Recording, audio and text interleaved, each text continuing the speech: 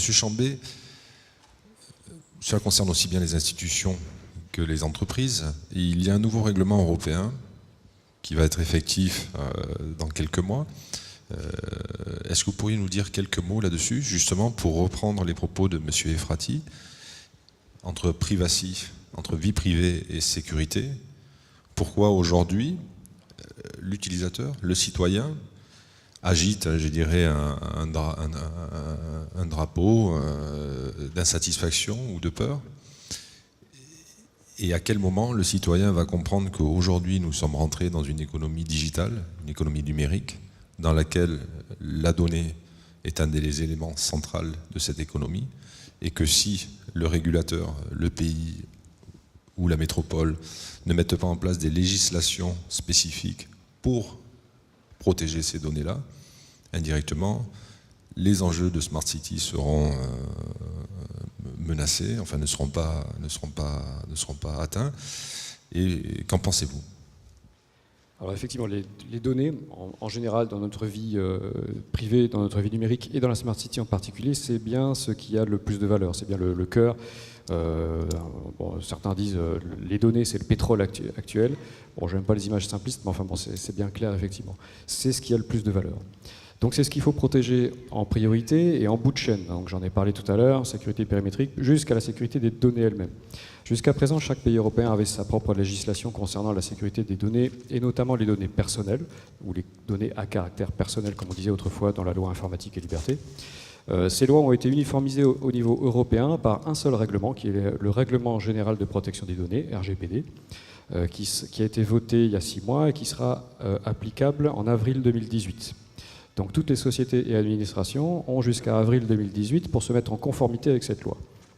Alors il y a quelques nouveautés, il y a aussi beaucoup de bon sens, donc finalement on est déjà en partie conforme à cette législation, heureusement.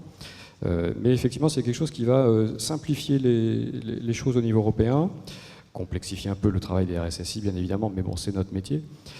Et le but étant que le citoyen se sente protégé parce qu'il sait que ses données personnelles seront correctement sécurisées dans les applications et sur les sites web, et qu'il y a donc un peu moins de chances que des sites français et européens en général, se fassent pirater, comme on a vu récemment, par exemple avec la diffusion de millions de mots de passe Yahoo ou des choses comme ça récemment.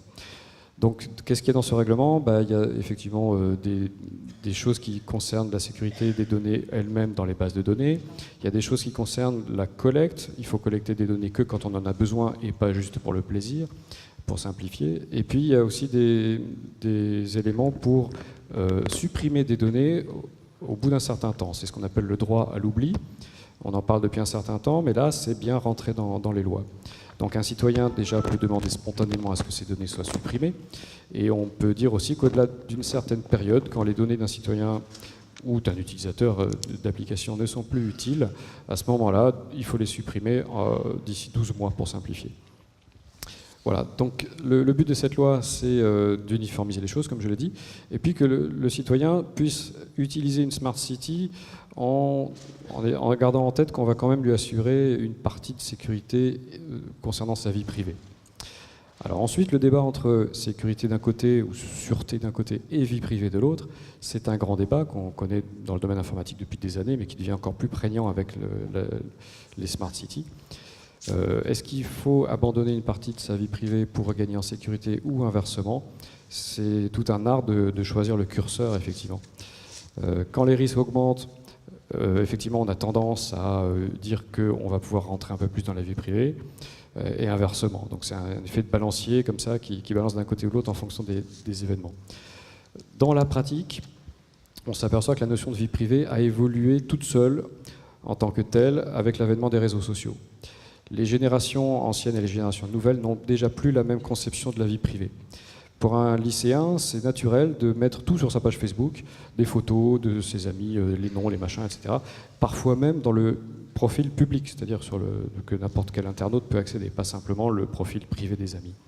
Et quand on leur dit « mais tu sais, cette photo-là, tout le monde peut la voir », et les lycéens disent « bah oui, et alors ?» Parce qu'ils ne se rendent pas compte effectivement de l'impact de la vie privée, et surtout ils n'ont pas cette vision prospective de l'avenir en se posant la question « si quelqu'un tombe sur cette photo dans 15 ans, qu'est-ce qui va m'arriver ?» Donc c'est toute une formation, une sensibilisation à faire auprès des jeunes et des moins jeunes maintenant. Hein. La génération Y, c'est plus des enfants maintenant, ils ont une trentaine d'années. Donc c'est bien la sensibilisation à la sécurité dont on a parlé tout à l'heure. Vous voyez que c'est un problème beaucoup plus large, à consonance technique bien évidemment, mais quasiment à consonance philosophique de plus en plus. Très bien.